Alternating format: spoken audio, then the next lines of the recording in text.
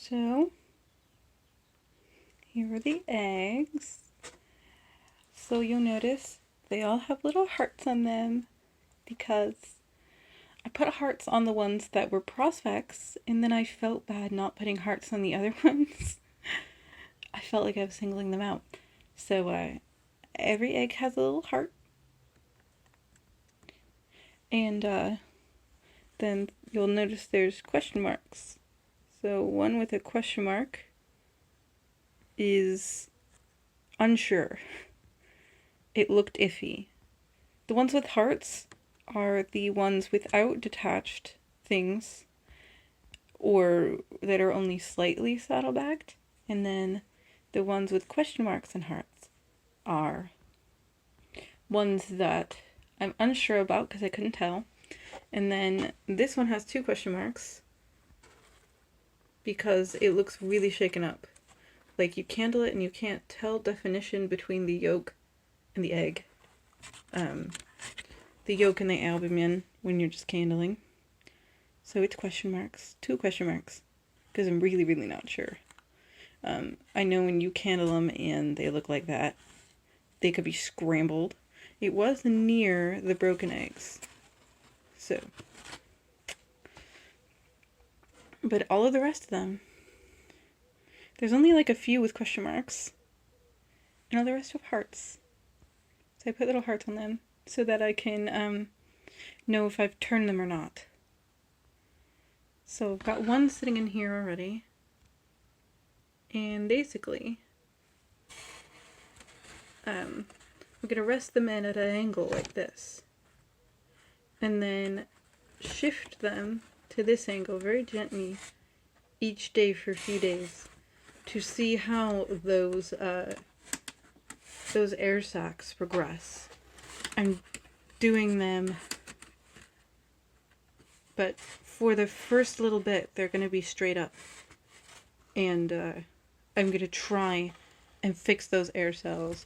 When I first candled these last night, after I first got them, they looked horrible. They looked scary. They were all stirred up. So then I let them settle, and after talking to the breeder a bit, I feel a lot better about them. Plus, I ordered 12, and I have 19 eggs. That's nuts.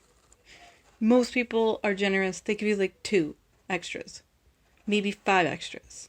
This woman gave me 10 extra eggs. That's nuts. I've never had somebody ship me twice what I ordered of anything ever. And these are my first hatching eggs in a very long time. I've done quail hatching eggs, but I've never done chicken hatching eggs, and it's been a while. These are my first chickens for 3 years.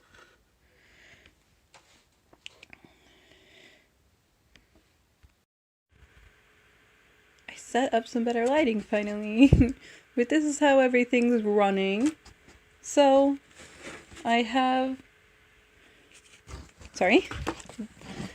this, which is the lid to a plastic shoebox, and then underneath it is a piece of styrofoam that's propping it up, holding it at the perfect height to make it fill this width.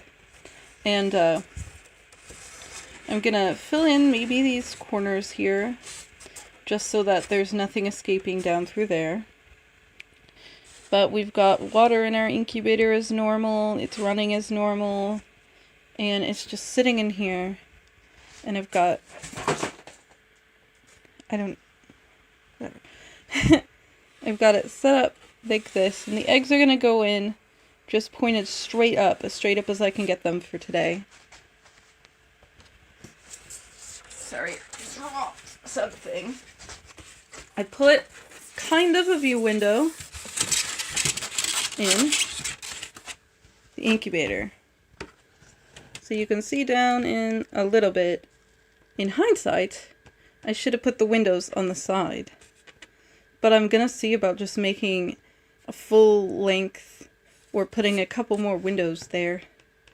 But you can look in when there's no glare and actually see the eggs pretty well.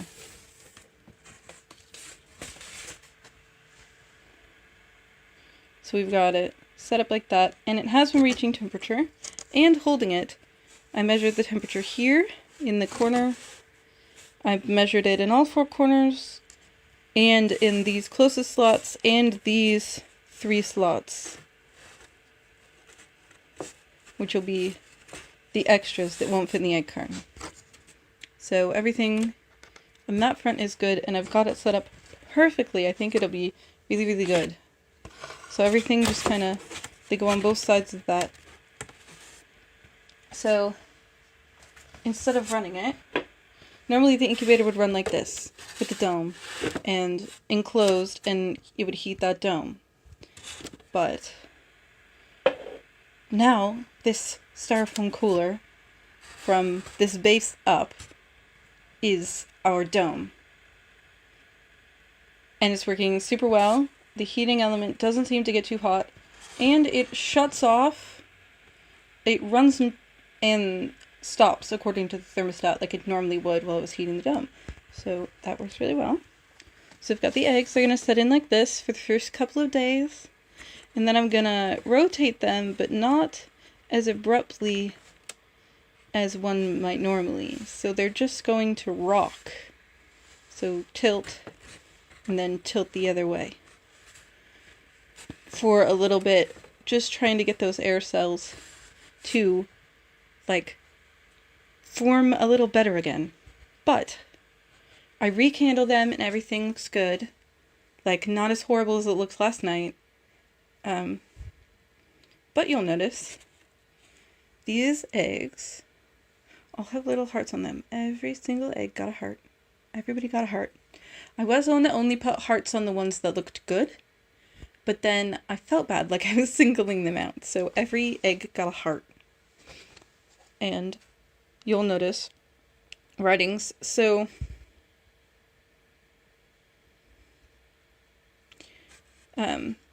P stands for porous.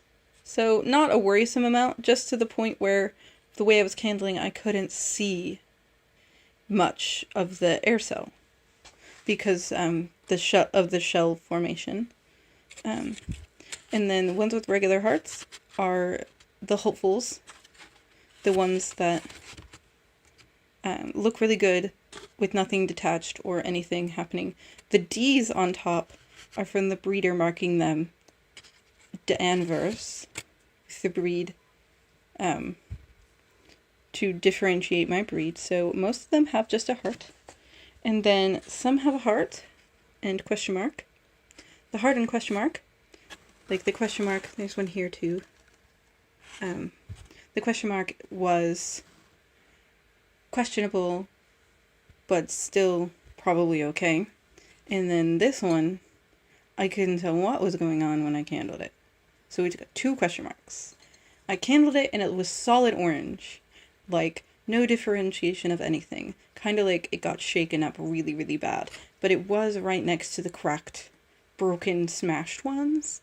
So I think that it's just because it was smashed or shaken harder than all the others. Because that impact probably didn't do these eggs any favors. But I'm going to stick all of these.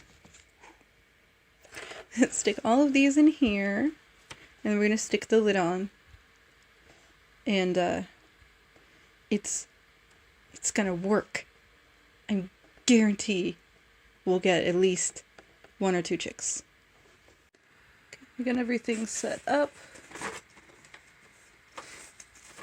Put our lid on.